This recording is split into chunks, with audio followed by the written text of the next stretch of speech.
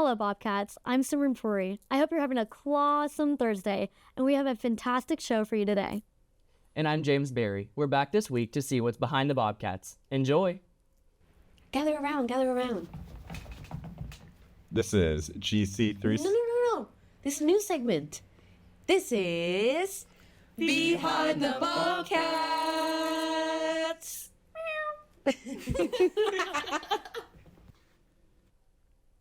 Midterm elections took place this Tuesday, and it was a historical leap for the United States.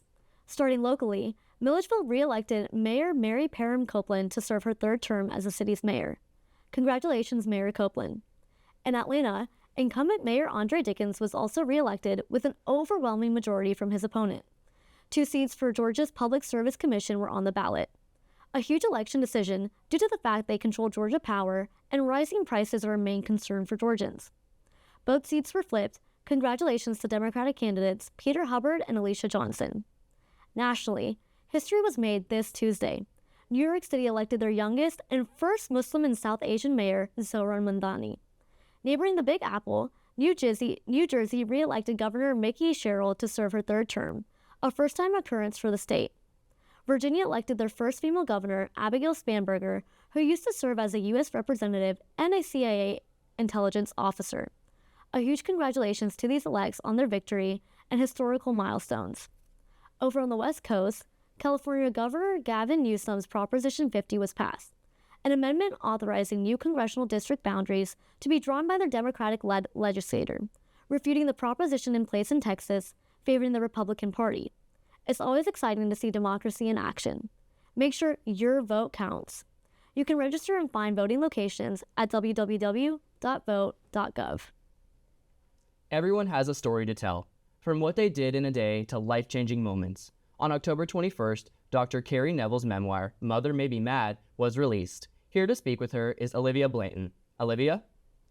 Thank you. Today I am here with Mass Communications Interim Chair and Associate, Professor of English, Dr. Kerry Neville.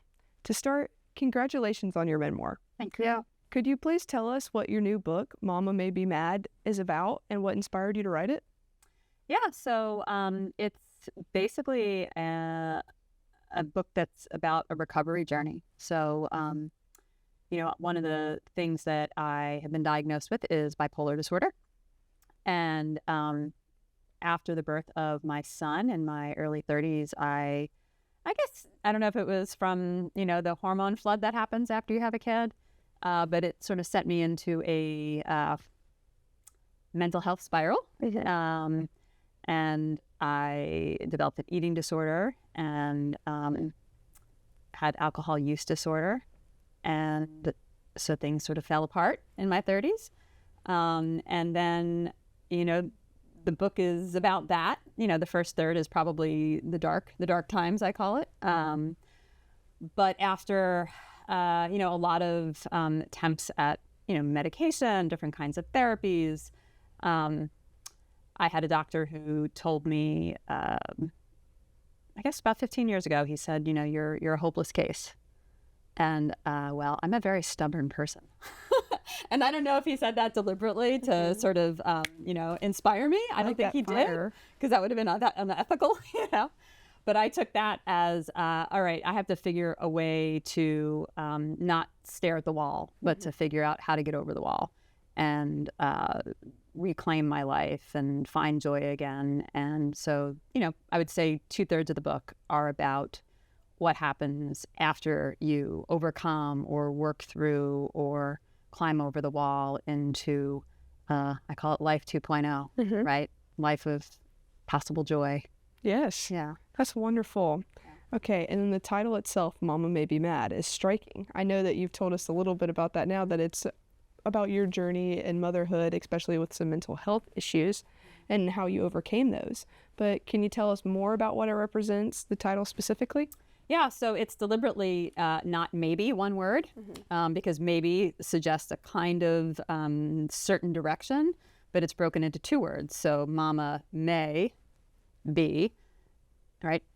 The alternate answer to that is may not be, right? So it allows for ambiguity. And I think one of the things that happens once you enter the healthcare, well, we're all part of the healthcare system, but when you start, in the mental health care system and you start getting diagnoses from, doctors and therapists, that you can feel as if that diagnosis defines you, right? You might say, I am bipolar rather than I have bipolar, right? And then it also allows, like, maybe not, right? Maybe it's also just the perfect storm of, being overwhelmed when you're a young mother, working full time, a marriage that may not have been as supportive as it could have been, having artistic ambitions. And, I certainly grew up, in a time in the, early 90s when I was told, women can do whatever they want. They can have it all.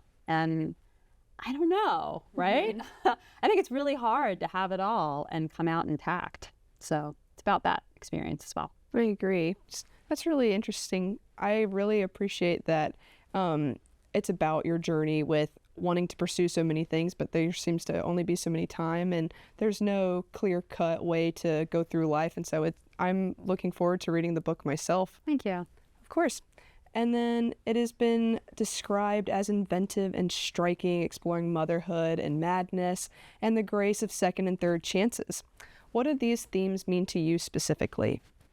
So I think, I'm part of a recovery community, a 12-step community. And, one of the things that we believe is that you can keep coming back. Like, even if you say, to say, like, the cliche, fall off the wagon, right? You're always welcome back into a 12-step group, because it's this belief that, you keep trying until you get it right, or whatever feels right for yourself, right?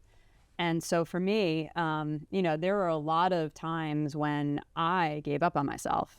I was, I had, with bipolar disorder, you often have like suicidal ideation. And I suffered from that for many years, intrusive thinking. And I just thought, all right, I'm done. Like, no more chances for me. And luckily I had a lot of people around me who, my therapist at the time said, I'll hold on to hope for you until you can hope for yourself. And that was really important to hear that. And that's some of the message that I hope this book brings to other people who are struggling is, okay, you may be reading this and you may be in the dark place and not yet on the other side, but it's possible for you too. I love that, because even if you continue to mess up, as long as you still say that you want that, there is that glimmer of hope when there feels like there might be none. Yep. And then how did writing this memoir different from writing for your earlier short story collections like Necessary Lies and Remember to Forget Me? Well, it's a true story, right? So my short story collections are fiction. And so when you write creative nonfiction, and this is something that, my students and I in my creative nonfiction workshops are always wrestling with, how much do you reveal of yourself? How vulnerable can you be on the page, right? Because your reader has to trust you. They have to trust that you're telling, the truth may be your own truth, right? Like if you go to a dinner party, right? It's a family party and people are getting into an argument. Everybody has a different story of what happened at that dinner party, right? So that's not what we're after in creative nonfiction or memoir, but it has to have a kind of emotional truth. And I think we all know, we all have that inner like proprioception or interoception, that inner feeling in our body when we know when we're hungry, right? We also know when we're lying, right? We get that interior feeling. We may still lie anyway, but we know. And so writing this memoir, I knew I couldn't lie. I had to tell the truth. I had to be vulnerable. I had to take risks, because if I couldn't take the risks on the page to talk about with some authenticity, with some like belief in what I was doing mattered, then my readers wouldn't believe me. Wow. So it was a bit more challenging in that respect. Speaking of challenges, what was the most challenging part of writing such a deeply personal book? My children are part of the book. I don't refer to them by name. I sort of try to shield them. But I spent about 5 years writing the memoir, thinking about structure, which was really hard because it's not linear. Because I don't believe recovery is like a straight linear path. Like you start a day and you keep, moving up the recovery ladder until you reach the top. It's more of like a roller coaster. And, some days you might be down here. Other days you might be up here. But, both of my children are now adults. They're over 18. And before it was published, I gave them, the manuscript. And I said, read it. Let me know if there's anything you feel either I get wrong or you really would not like me to include. And both of them read it, and both of them said, yeah, keep going, Mom. Yes, I liked the analogy for the dinner table argument, and how you made sure it wasn't just how you remembered the story, but your children resonate with it as well. Yeah, it's wonderful. And then, does this book take a narrative that a specific genre of readers might best connect to? Yeah, I mean, certainly it's a memoir.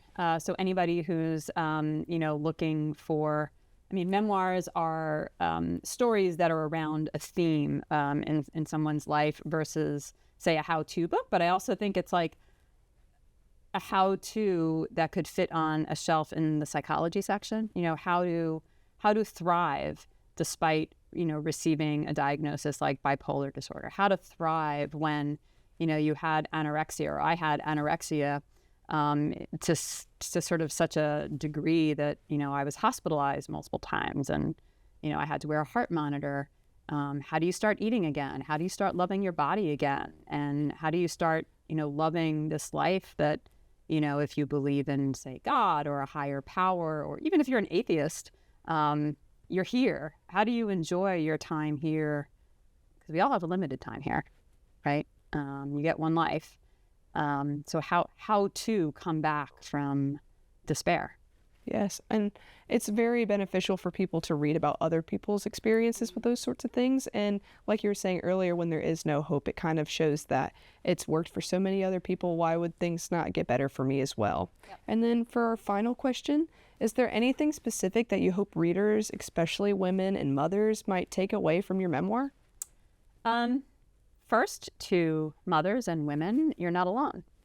That the work that you do in, raising your children and loving your children, or the work that you do in the workplace, right? The way that, I think women and mothers, we're sort of caretakers, and I don't like to get all gendered specific here, but often our work can be seen as not important, even though it's some of the most important work that we're doing if we choose to have children, right, is to try to bring them into a world and hopefully make the world a little bit better for them.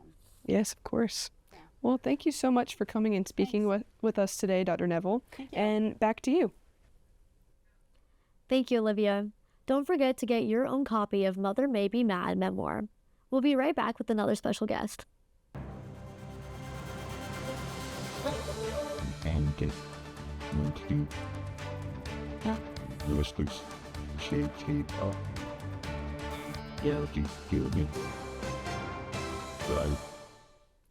AI has started to become more and more prevalent in day-to-day life. Will AI start to be incorporated into jobs? Simran Puri is here with a special guest to dive deeper into this topic. Hi, I'm Simran Puri, and today we're here with Professor Chris Wood to talk about the use of AI in communications and advertising. Thanks for coming. Absolutely. Thanks for having me. Of course. So can you briefly describe your position and what drew you into the advertising and communications field? Well, right now I wear two hats. I've got the part-time faculty gig here at Georgia College, teaching 2 classes as a lecturer. But my day job is I'm the president of JWA Public Communications, and I represent primarily public utilities, government entities with their strategic communications. I've been doing that for about 30 years. Yeah. And how did you first become interested in the topic of AI in this field? Well, my first experience with AI was several years ago, and I was at an AEJMC conference. That's our mass comm, association, professional association. And a colleague of mine was asking me about, how I was using it or how I was teaching with it. And I was totally flat-footed. You know, I caught off guard, I guess. I was really not even paying attention to the developments in it. And that was probably 3 years ago.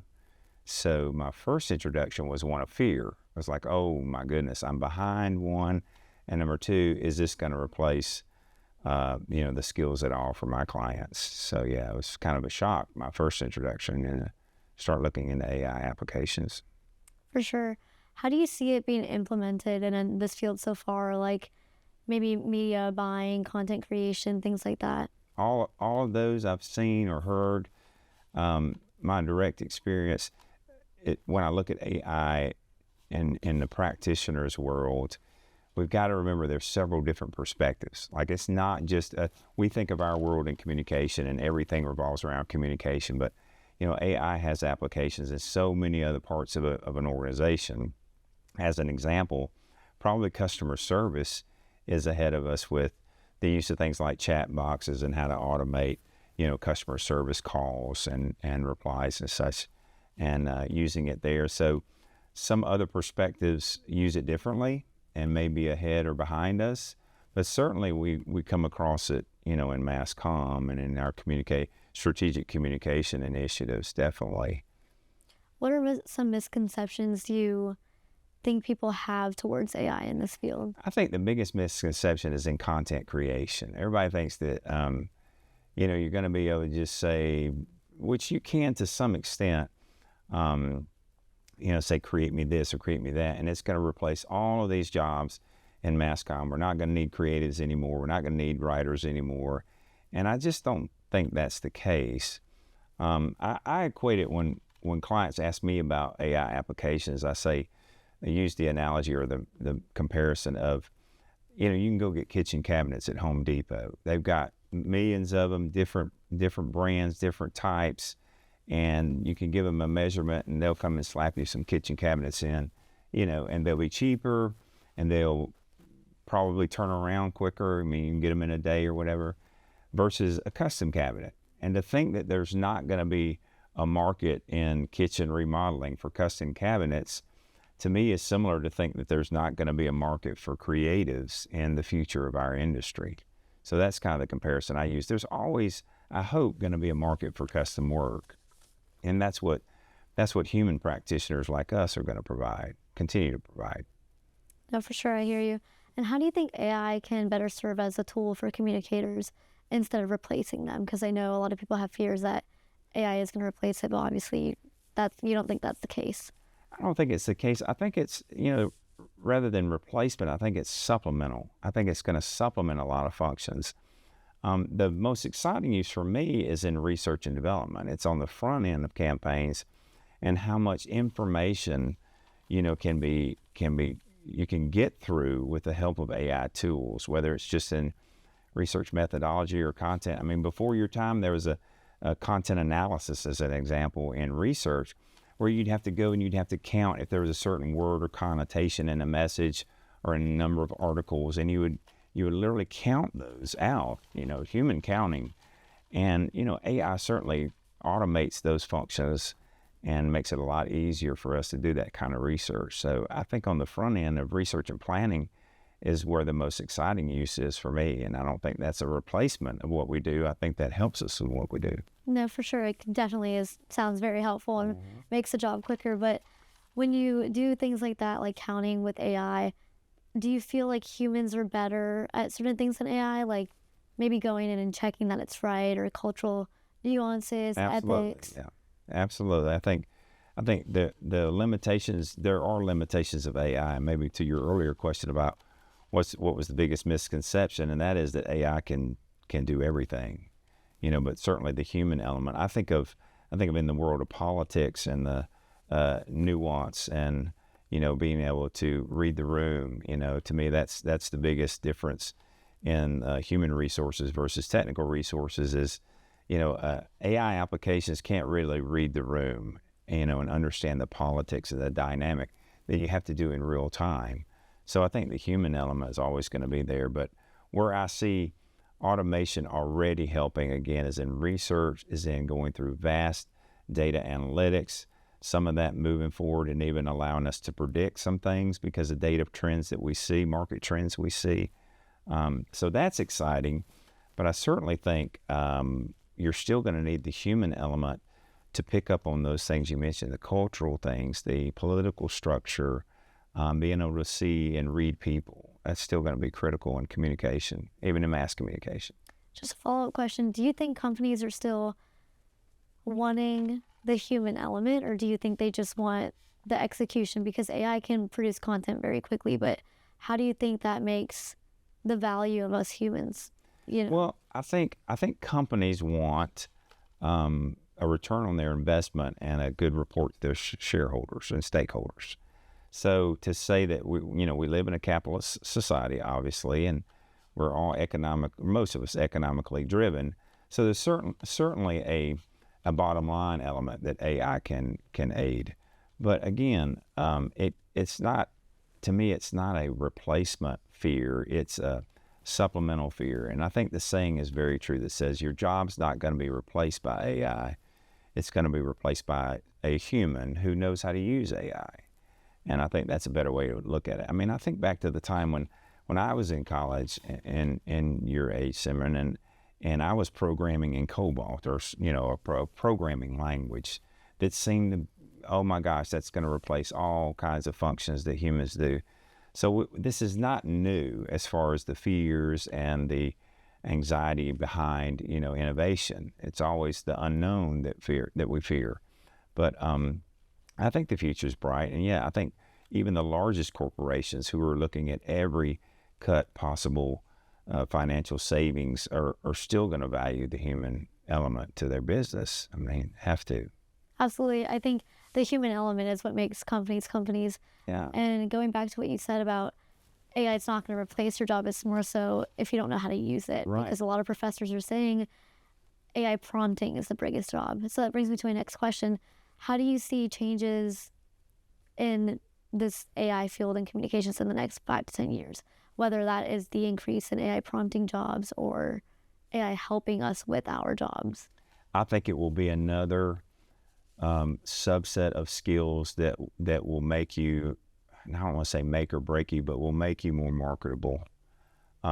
Because I look at my own hiring, and if I have a young professional that I'm hiring who's well-versed in a number of AI platforms, a number of applications and uses, and has experience with those technologies, then certainly they're going to be a leg up on their competitors, on others vying for those jobs.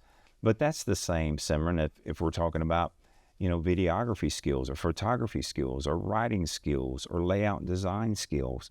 I mean, it's just another tool in the toolbox. So the more experience you have with them, the better your marketability will be as a young professional.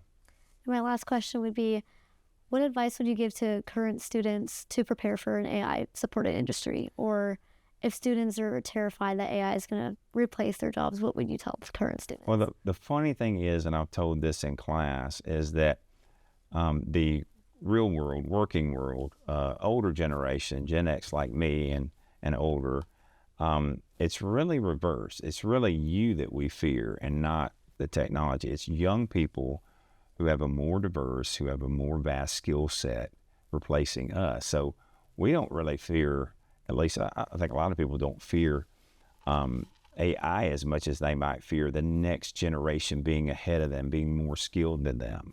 So I'm constantly working to keep up. So my advice to students would be, again, to get as much experience as you can, and it's going to make you more marketable coming out. The bad news, I don't want to say bad news, but the other side of that is that the technology is evolving and changing so quickly, it's miles ahead of instruction. Probably professors won't want to admit that and won't tell you that, but that's the way I see it. We can't teach something that's constantly changing at the pace it's changing, and that we don't have the expertise to teach. There's so few that have that expertise. Well, you can either look at that one or two ways. That's either going to scare me to death and it's going to replace my job, or there's an opportunity there to get your own experience on your own timeline, at your own pace as a student, and then you're going to be prepared to be the leaders, the teachers, the researchers in the future, because you're going to know the technology because you're growing up and having to deal with it now. So I think the opportunities and the excitement should far outweigh the anxiety. For sure. Well, thank you so much for coming in. Thank you for having me. Sharing Great time your together. insight on this topic. Absolutely. GC360 really appreciates it. Back to you. It's cold in here. Must be the weather in the atmosphere. Ava has our latest updates. Ava? Good afternoon, Bobcats. We hope that you're having a great week as we are really dipping into cooler weather this week. That means pull out those winter coats. Tomorrow we'll have overcast skies with temperatures at a high of 77 and a low of 60, making this the perfect weather to go attend First Friday downtown. Saturday we'll still have some overcast and a small chance of rain accompanied by a high of 70 and a low of 60. But the rain won't stop the women's volleyball team playing. Catch them at 3 p.m. Sunday will be the start of a very cold week coming up, with a high of 76, with the low reaching down to 40. Seems like a great day to cuddle up and start watching holiday movies. Monday, we'll be dipping into freezing weather, so make sure you have those winter coats for your 8 a.m. classes, because it will be a high of 51 and a low of 29. Tuesday will be a sunny day, but don't let the sun fool you. You'll have a high of 55 and a low of 34. Finally, getting into that real fall weather. Next Wednesday, we'll get up to 67 degrees for the high of the day, and the low will be 41. Maybe some good weather to take a walk around campus. And finally, Thursday will bring a high of 70 and a low of 40, and another sunny day. That's it for our weather. Have a great week, Bobcats, and stay warm. Back to you. It's that time of year again. The winter holidays are right around the corner.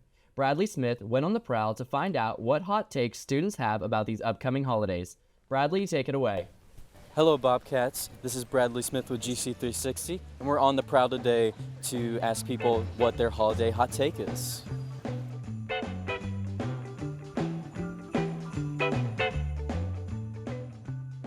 Who are we here with today? I'm Ansley.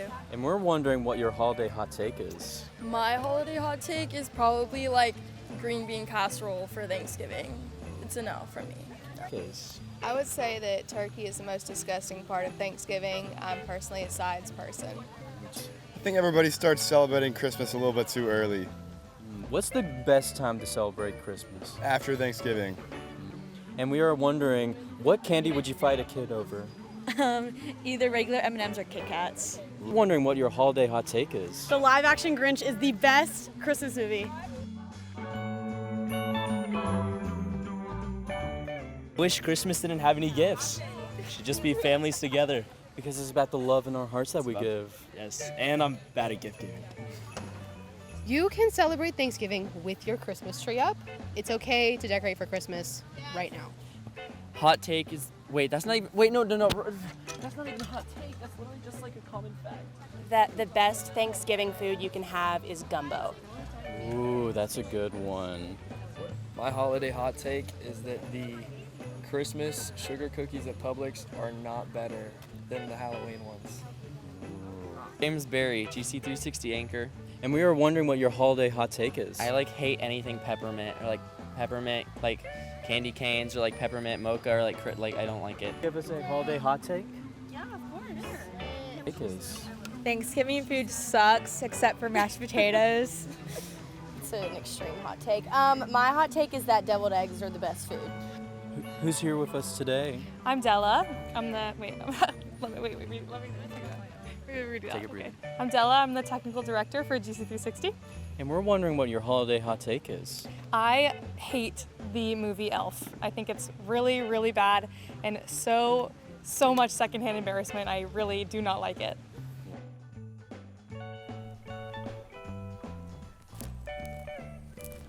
Since we've been on the prowl today, we've had some really interesting and fun takes. I'm Bradley Smith, and back to you, anchors. That's all for Behind the Bobcats this week. Thank you for joining us today, and make sure you tune in next Thursday at 4 p.m. on NBC TV4 through the CableCast app. I'm Simran Puri. And I'm James Beary. If you want a professor, student, or staff highlighted on the show, fill out the form on our Instagram. That's at GC360 News on Instagram and YouTube. This is Behind the Bobcats, where your story takes the spotlight. See you next week. Gather around, gather around. This is GC360. No. This is a new segment. This is behind the Bobcats.